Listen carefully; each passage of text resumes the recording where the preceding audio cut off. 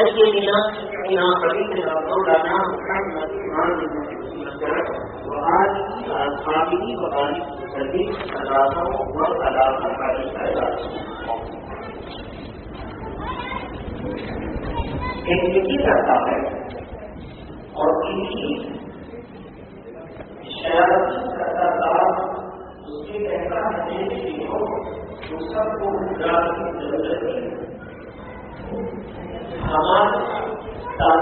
ہمارے کام کے ہوگا اب ایسی سازش ہم کریں گے کہ یہ بخشائے لوگ جن کو اللہ کی طرف سے بخشش کا خزانہ مل گیا،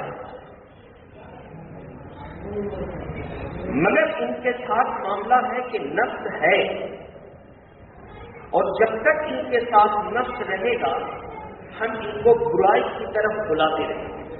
چلو پھر ایک کوشش کرتے ہیں، اب ان کو برائی کی طرف بلاؤ. اب وہ ابلیس اپنی تمام طاقت کے ساتھ اب برائی کی طرف کیسے بلاتا ہے؟ قرآن مجید نے اس کی طرف ہم سب کو سمجھا دیا. زُيِّنَ لِلنَّاسِ حُبُّ الشَّهَوَاتِ مِنَ النِّسَاءِ وَالْبَنِينَ. اب وہ شیطان تمام گناہوں، تمام بد کرداریوں، عورتوں کے معاملے، بال بچوں کی محبت، ان سب کو بہت خوبصورت بنا کر کے پیش کرتا ہے. شراب کو بہت مرغوب اور خوبصورت بنا کر پیش کرتا ہے. تمام گناہ کے کاموں، ناچ گانے، ڈھول تاشے باجے، سب کو خوبصورت بنا کر کے پیش کرتا ہے. اور اگر صریح ناچ گانا نہ کروا سکا تو ڈھول اور باجے کی صورت میں قوالی کو اس کے ذہن میں دے دیتا ہے. یہ قوالی بھی تو بزرگ ہی سنتے ہیں نا، یہ قوالی بھی تو اللہ کے نیک بندے مزارات پر سنتے ہیں، چلو اسی کو سن لیتے ہیں. اب وہ اس میں مبتلا ہو جاتا ہے. جو ڈھونگی ہے مزار پر ان کی چھوڑیے، بڑے بڑے قوالی سننے والے فقہا کا قول پڑھیے، زیادہ دور کے نہیں. اس لیے کہ حضور کے زمانے میں ظاہری حیات میں قوالی تھی. زور سے پڑھیے تھی یا نہیں؟ صحابہ کے زمانے میں قوالی، زور سے پڑھیے. تابعین کے زمانے میں قوالی، امام اعظم کے زمانے میں قوالی نہیں تھی؟ بے شک نہیں تھی. بعد کے زمانے میں چند بزرگوں کے خانقاہوں سے شروعات ہوئی، لیکن وہ قوالی بہت پاک صاف تھی گناہوں سے. کیسی تھی؟ میوزک کے آلات نہیں تھے، ڈھول نہیں تھے، تاشے نہیں تھے، ستار گٹار جو تھی وہ سب کچھ نہیں تھے. وہ اللہ کی محبت میں ایک متقی پرہیزگار قوال. بھائی جملہ تو سبھی کہتے ہیں، لیکن کوئی جملہ اس انداز میں کہتا ہے کہ دل کو لگ جاتا ہے. باتیں تو سب کرتے ہیں، لیکن کسی کی باتیں پسند آ جاتی ہیں. تو وہ اپنے ایک خاص انداز میں قوال ایک خاص انداز میں جب پیش کرتا تو مزارات مقدسہ کے صوفیاء کرام اللہ کی محبت میں بدحال ہو جاتے اور انہیں حال آ جاتا. اب ان کو حال آتا تو وہ اللہ اللہ کرتے کرتے اپنے تن و بدن کا ہوش نہیں رہتا. اعلیٰ حضرت فرماتے ہیں، ہمارے اسلاف نے فرمایا کہ اب تم سمجھنا چاہتے ہو کہ یہ جو اللہ اللہ کہہ رہا ہے یہ صحیح ہے یا غلط، تو اس کو سوئی چبھو کے دیکھو. کیا کہتے؟ اگر سوئی کی چبھن محسوس کر لے تو یہ نقل کر رہا ہے، اور سوئی کی چبھن محسوس نہ ہو تو یقیناً اللہ کے عشق میں ڈوب کر کے وجد کر رہا ہے. کتنے لوگ اس امتحان میں کامیاب ہوں گے؟ سوئی چبھا کے دیکھیے بغیر میوزک وغیرہ کے. وہ قوالی کیا میں نے کہا تمام گناہوں سے پاک ہوگا، لیکن جب اس میں گناہ کے معاملات آ گئے، ہمارے اسلاف چشتیہ سلسلے کے بزرگ بڑی دور دیکھتے تھے. تو سرکار غریب نواز نے کتنی دور دیکھا تھا جو لوح محفوظ نظر آ گئے. آپ سب سمجھ رہے ہیں. انہوں نے محفل سما خانہ بنوایا تو مسجد سے الگ، مسجد سے زور سے کہیے الگ، مسجد میں چاہتے اگر یہ اچھی چیز ہے، پاک چیز ہے تو مسجد میں بنوا دیتے، کہ یہ مسجد میں جہاں پہ اللہ کی عبادت ہوگی ہم لوگ پھر وہیں بیٹھ کے قوالی کرتے ہیں، نہیں، الگ پارٹیشن ہے، بیچ میں راستہ ہے، پھر وہ الگ، سما خانہ الگ۔ جانتے تھے کہ قیامت کے قریب لوگ ان اسلاف کے عمل کو نافذ کر دیں گے اور اس میں میوزک آلات، لہو لعب اور تماشے بنا دیں گے جو مسجد میں حرام ہے، اس لیے اس کو مسجد سے الگ رکھا۔ پاکیزہ قوالی اور گناہوں سے لبریز قوالی دونوں میں فرق ہو گیا، اس لیے ملفوظات نظام الدین اولیاء میں قول ملتا ہے، فوائد الفوائد کتاب کا نام، فرمایا مضامیر قوالی با مضامیر حرام است حرام است حرام است، قوالی میوزک کے ساتھ حرام ہے حرام ہے حرام ہے، انہوں نے فائنل کر دیا۔ حضرت نظام الدین اولیاء کون ہے؟ چشتیہ سلسلے کے بڑے بزرگ ہیں اور سرکار غریب نواز کے مرید ہیں، سرکار غریب نواز کے مرید و خلیفہ قطب الدین بختیار کاکی، اب قطب الدین بختیار کاکی کے مرید و خلیفہ نظام الدین محبوب الہی مرید کے مرید ہیں۔ بہرحال تو انہوں نے کہہ دیا کہ یہ حرام ہے۔ اب شیطان نے دیکھا کہ اس کی طبیعت گانے کی طرف نہیں ہے، اس کی طبیعت قوالی کی طرف ہے، لاؤ اب اس کو قوالی میں مشغول کر دو، یہ اپنے گھر میں باکس لگائے گا، قوالی سنے گا، دن بھر گناہ کرے گا۔ اب شیطان اس سے لذت لیتا ہے، ہر برائی کو زینا للناس حب الشہوات، ہر گناہ کو، ہر شہوت کو وہ محبت اور پسندیدگی دے کر کے پیش کر دیتا ہے۔ اللہ کے پیارے نبی نے فرمایا قیامت کے قریب لوگ شرابیں پئیں گے لیکن نام بدل کر، نام شراب ہے لیکن نام بدل کر کے اس کو بہت سارے نام دے دیں گے اور لگے گا ہی نہیں کہ یہ شراب ہی، ناموں سے پتہ ہی نہیں چلے۔ یہ ہے شیطان جو ہر برائی کو خوبصورت بنا دیتا ہے۔ عورتیں، رمضان مبارک میں شیطان جب بند تھا تو یقیناً آدمی کا دل نیک کام میں زیادہ لگتا ہے، یہ اس کے بند ہونے کی دلیل۔ یہ مسلمان قوم چاہے جتنی بری ہو جائے لیکن رمضان میں گناہوں سے بچ کے مسجدوں کو آباد کرتی ہے، اس کے حق ہونے کی دلیل ہے۔ لیکن جیسے ہی رمضان کا مہینہ گزرتا ہے، عید کا دن آتا ہے، لوگ بخشے بخشائے اللہ کا پیغام لے کر واپس لوٹتے ہیں، شیطان کو جلن ہوتی ہے اور وہ ان تمام گناہوں کو آراستہ کر کے لوگوں کی نظروں میں اس کو اچھا کر دیتا ہے۔ لوگ پورے مہینہ محنت کرتے رہے اور ایک دن میں جا کر سب کچھ برباد کر دیتے ہیں۔ اب شیطان عصر کے وقت تختہ بچھائے گا اور بچھا کر کے کہے گا، میں نے کہا تھا نا ہمت نہ ہارو، تم نے ہمت نہ ہاری، جس کو یہ گناہ سمجھتے تھے ہم نے ان کی نظر میں اس کو خوبصورت بنا دیا اور اسی میں مبتلا کر دیا، پورے مہینے کی محنت بیکار ہو گئی، ایک دن میں بیکار کر دیا۔ آج کے دن ہم لوگوں کو سوچنے کا ہے، ہم جو خوشیاں منا رہے ہیں، ہماری خوشی اللہ کی مرضی کے مطابق ہے یا شیطان کی طبیعت کے مطابق ہے؟ دو پہلو کو دیکھ لیجیے گا، آپ کو لگے کہ ہاں یہ ہے، آپ اس پر عمل کیجیے۔ تو میرے محترم بزرگ اور دوستو، اب شیطان خوش ہوتا ہے، عصر کے وقت اس کا تختہ بچھے گا اور وہ پھر سارے شیاطین رودات پیش کریں گے اور رودات پیش کر کے اب خوش ہوں گے کہ سب محنت میں نے برباد کر دی۔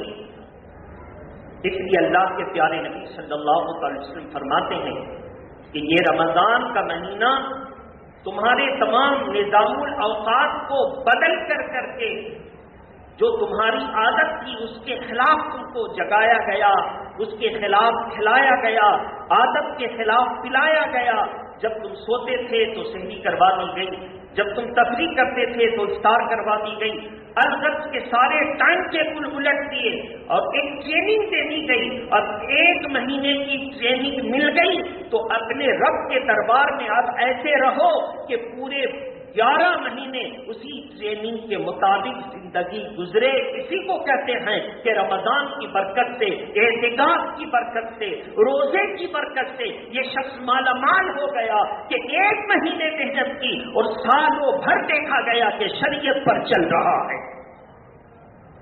محنت کامیاب ہوئی، 1 مہینے اس نے محنت کی۔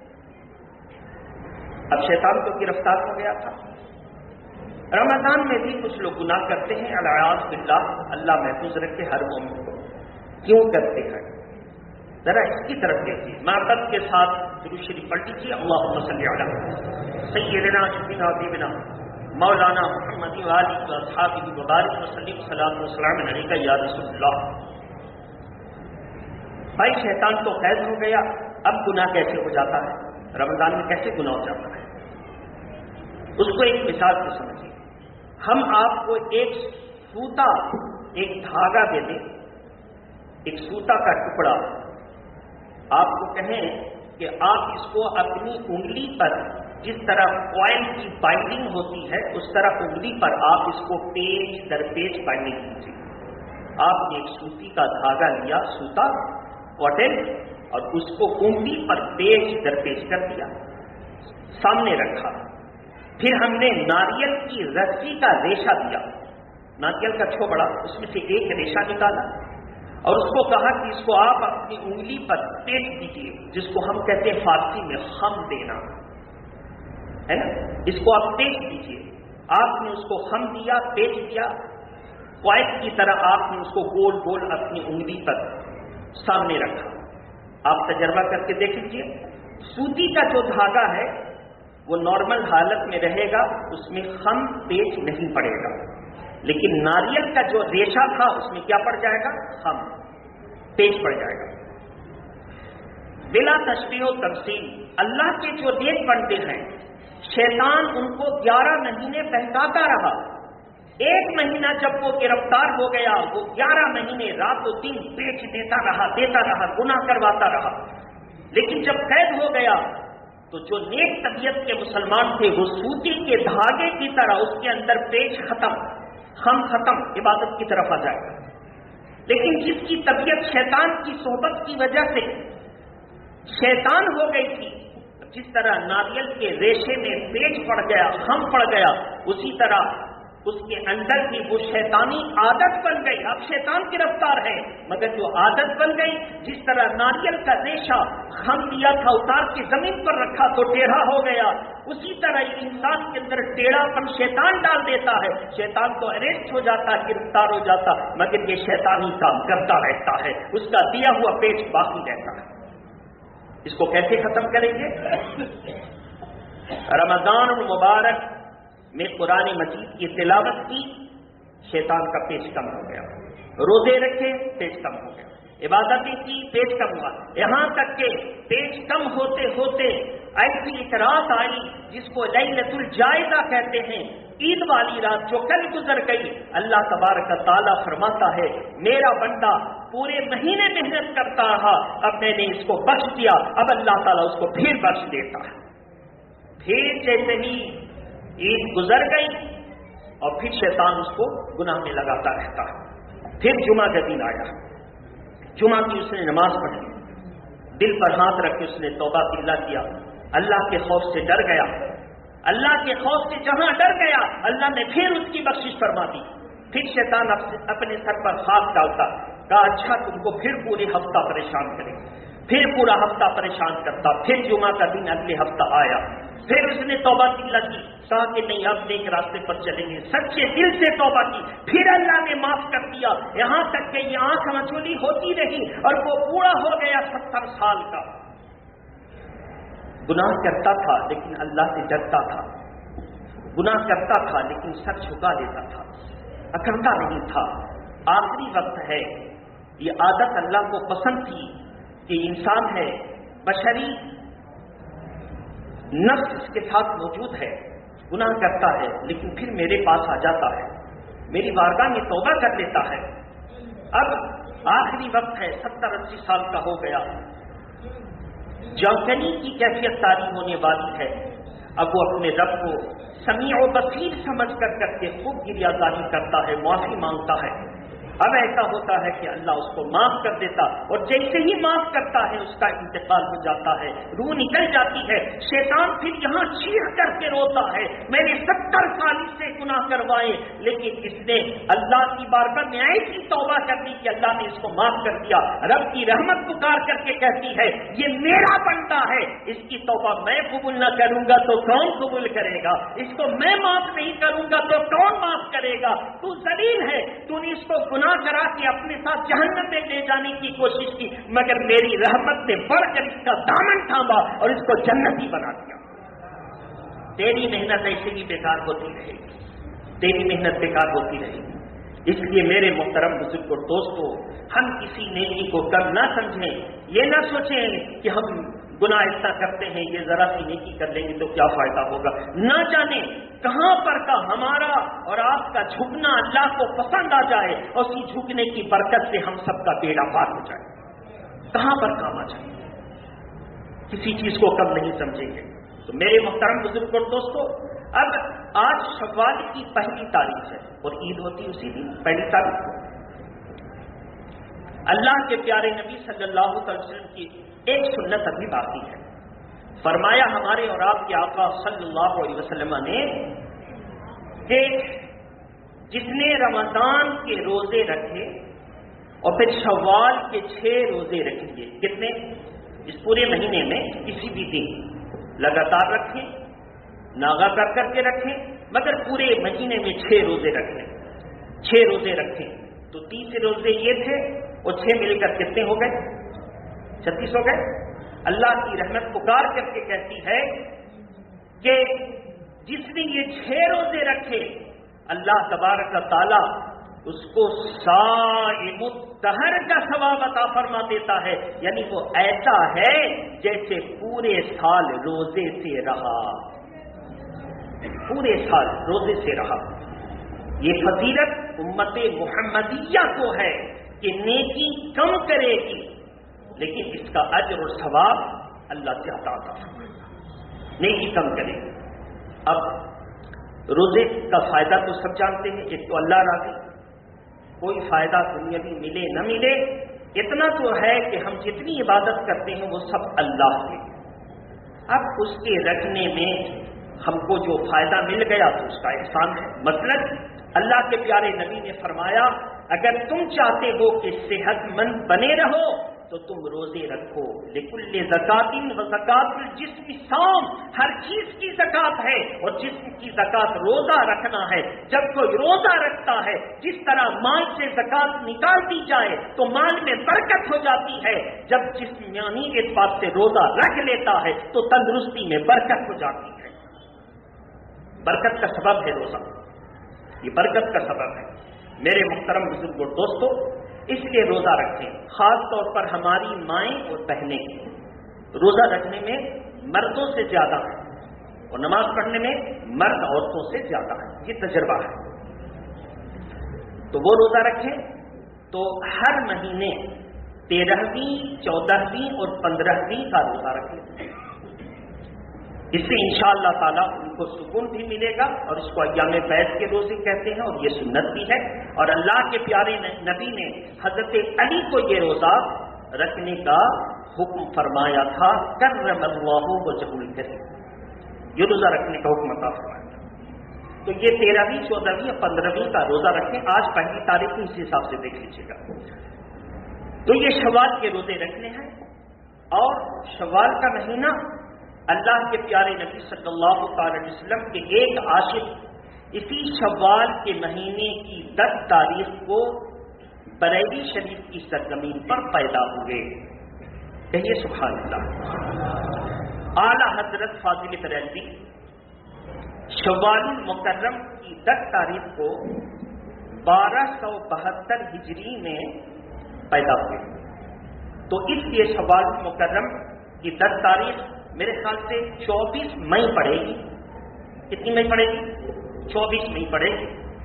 24 مئی کو آپ کی انگس جامع مسجد میں ہر سال کی طرح اس سال بھی پوسٹر میں نام آ گیا، رضا اکیڈمی والے اپنی طرف سے کرواتے ہیں۔ بعد نماز ظہر 10 شوال مکرم کو اعلی حضرت کی یوم پیدائش، یوم ولادت منائی جائے گی۔ اس میں آپ شرکت کریں اور شریعت مطہرہ کے تعلق سے ہم اور آپ سیکھتے رہیں، اس کو سیکھتے رہیں۔ میرے محترم بزرگ اور دوستو، کوشش ہمیں یہ کرنی چاہیے کہ ہر دن ہم اپنے علم کو تازہ کریں اور جو علم میرے پاس نہیں ہے اس کو حاصل کریں۔ ہر دن اگر ہم نے ایک محفل میں بیٹھ کر ایک چیز کا بھی علم حاصل کر لیا اور ہم 365 دن کے اندر 365 محفلیں مل گئیں تو 365 مسئلے ہمیں معلوم ہو گئے۔ 365 رمضان کے دنوں میں جن کے روزے چھوٹ گئے، قضا ہو گئے، ان کو اب اپنے روزے آئندہ رمضان سے پہلے تک، یعنی پورے آپ کے پاس 11 مہینے باقی رکھ لینا چاہیے، لیکن جتنی جلد رکھ لیا جائے، قضا ادا کر دیا جائے، اتنا بہتر ہے کہ موت نہ جانے کا وجہ، تو اپنے روزے پورے کریں۔ اور روزہ آدمی کو متقی بناتا ہے، روزہ آدمی کو تقوی شعار بنا دیتا ہے، روزے کی برکت سے آدمی تندرست ہو جاتا ہے اور روزے کی برکت سے اللہ تعالیٰ کی رحمت اس پر نازل ہوتی ہے۔ جب تک وہ روزہ رہتا ہے فرشتے اس کے لیے دعا کرتے رہتے ہیں۔ آپ اندازہ کریں کہ کسی کے لیے کوئی دعا کرے تو کتنی تسلی ہوتی ہے کہ میرے لیے کوئی محنت کر رہا، کوئی دعا کر رہا، جس کے لیے اللہ کے فرشتے دعا کریں اس کی شان کتنی اعلیٰ۔ اس کو شعار بنائیں۔ ہم لوگ رمضان میں قرآن مجید پڑھتے تھے، زبانی والے زبانی پڑھتے تھے، دیکھ کر پڑھتے تھے۔ اس کو عادت بنائے رہیں، اس کو بنائے رہیں، چھوڑے نہیں۔ ہاں، رمضان شریف میں کچھ زیادہ پڑھتے تھے، آج دنوں میں ہم کم پڑھیں گے۔ میری طرف سے گزارش ہے کہ ہر دن کم سے کم 2 رکوع پڑھ لیا جائے، معنی سمجھ کر کے، ترجمہ سمجھ کر کے پڑھا جائے تو سمجھیے کہ نور علی نور، جس کو آپ ہندی میں کہتے ہیں سونے پہ سہاگا، وہ نور علی نور ہے۔ 2 رکوع ترجمہ سمجھ کر کے، معنی سمجھ کے پڑھ کے، مسئلے مسائل کو سمجھ کر کے پڑھ کے۔ آج وقت کی ضرورت ہے کہ ہم اتنی محنت سے نمازیں پڑھتے ہیں، عبادتیں کرتے ہیں، مگر اگر ہماری نمازوں میں کمی ہے، ہمارے غسل میں کمی ہے، ہمارے وضو میں کمی ہے، ہماری عبادات میں کمی ہے، تو آپ سمجھ لیجئے کہ جب یہ منظور نہیں ہوں گے تو ایسی صورت میں ساری محنت بیکار ہوگی۔ یہ منظور کب ہوں گے؟ پہلے ہم ان کو اللہ کے قانون کے مطابق صحیح کریں، پھر اسی سے امید رکھیں کہ اللہ تبارک و تعالیٰ یہ سب قبول فرمائے۔ مثلا عید کا دن ہے، سرکار عمر فاروق اعظم رضی اللہ تعالی عنہ خلیفۃ المسلمین ہیں اور اپنا حجرہ بند کر کر کے رو رہے ہیں۔ کسی نے پوچھا حضور آج رونے کا دن ہے یا خوشی کا دن ہے؟ فرمایا رونے کا دن بھی ہے اور خوشی کا دن بھی ہے۔ خوشی کا دن تو اس کے لیے ہے جس کے روزے قبول، جس کی نمازیں مقبول، جس کی عبادتیں منظور۔ عمر کو پتہ نہیں ہے کہ اس کے روزے قبول ہوئے کہ نہیں، عمر کو معلوم نہیں ہے اس کی نمازیں منظور ہوئی کہ نہیں، عمر کو پتہ نہیں اس کی عبادت اللہ نے پسند فرمائے کہ نہیں فرمائے۔ اگر یہ معلوم ہو جائے تو یہ دن میرے لیے خوشی کا دن ہے۔ اتنی بڑی حیثیت والی ذات، اتنی بڑی شخصیت، یہ ہمارے اور آپ کے لیے تعلیم کے، یہ انتصاری تھی ان کی، ہمارے اور آپ کے تعلیم کے۔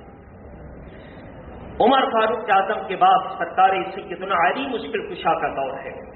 حضرت علی مشکل کشا عید کے دن سوکھی روٹی کو پانی میں ڈبو کر نرم کر کے کھا رہے ہیں۔ کہا حضور، کسی کی نظر پڑی، تڑپ گیا، مچل گیا۔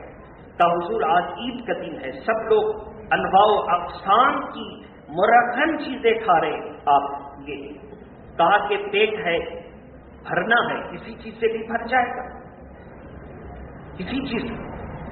آج مرغن تو ان کے لیے ہے کہ جن کی نمازیں عبادتیں اللہ نے قبول فرما لی، اور میری تو ساری چیزیں ماری خطر میں ہیں، میں کیسے خوشیاں منا سکتا ہوں کہ قبول ہوئیں کہ نہ ہوئیں؟ خوشی تو وہ منائے جس کو یہ معلوم ہو جائے کہ قبول. اتنی بڑی بڑی ہستیاں روتی تھیں، جشن نہیں مناتی تھی، خوشی نہیں مناتی تھی. ہم کیسے نالائق ہیں جو ہم آج کے دن ناچتے گاتے اور باکس بجاتے نظر آئیں گے، اور آج کے دن یہ درد اور احساس بھی نہ ہو کہ فلسطین میں ہمارے بچوں اور ہماری ماں اور بہنوں پر بم اور میزائل سے حملے کیے جا رہے ہیں، ان کے گھر تباہ ہو رہے ہیں، بچے یتیم ہو رہے ہیں، اور ہم اتنی غیرت بھی نہیں ہمیں کہ ہم جشن منائیں. وہ کس چیز کا جشن؟ کیا ہندوستان میں موت کی کمی ہے؟ کیا ہندوستان میں ہم کو ہر وقت خوشی کی خبر ملتی؟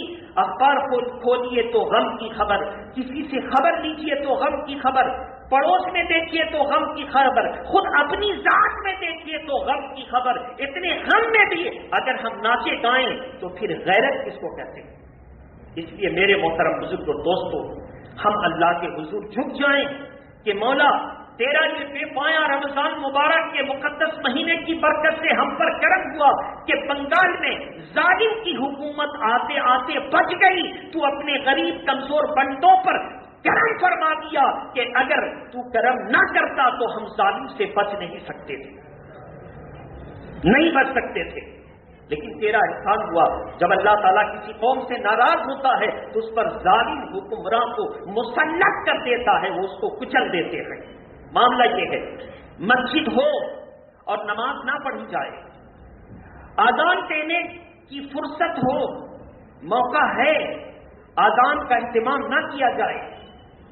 مثلا مسجد میں کوئی گیا گزرا جا کے اذان دے رہا ہے، صحیح اذان دینے والے لوگ پیچھے ہیں، اذان دینے کی مہلت کی، کسی نے توجہ نہ دی، روزہ رکھنے کی صلاحیت تھی، روزہ رکھنے کا موڈ نہ بنا، قرآن مجید پڑھنے کی طاقت تھی، قرآن مجید پڑھنے کی توفیق نہ ملی، تو اللہ پھر توفیق چھین لیتا ہے کہ سب کچھ موجود ہوگا، تم قرآن نہیں پڑھ سکتے، جا کے چین کی تاریخ اٹھا کر کے دیکھیے، کھلے عام کوئی چین میں قرآن نہیں پڑھ سکتا.